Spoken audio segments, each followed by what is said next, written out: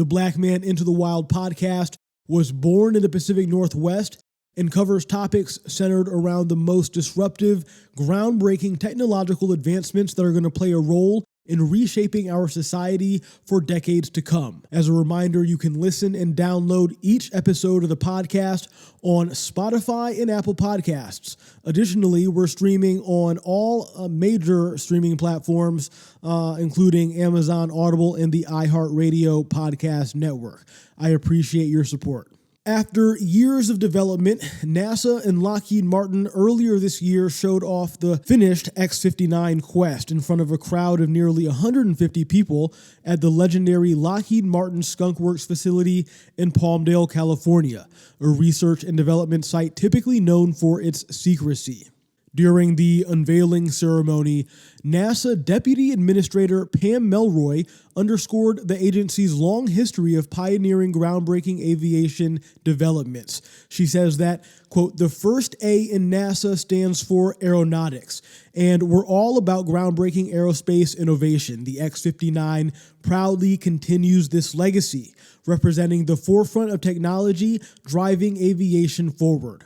NASA's latest X-plane is the culmination of decades of research and involved radically different manufacturing approaches, including new augmented reality systems, robotic drilling, and 3D modeling techniques. Now, the X-59 doesn't have a forward-facing window, a design choice that helps reduce the sonic boom the aircraft typically would produce. Instead, it features what NASA calls the External Vision System, or the XVS, which consists of a camera and a cockpit-mounted screen that offers pilots an augmented reality view of what's in front of the jet. It says here that every aircraft that receives the X-plane designation has a specific purpose to test new technologies or aerodynamic concepts. This jet is going to make multiple flights over select residential areas in the United States in order to collect data on how people on the ground below experience and react to the quieter sonic boom that this plane is going to create.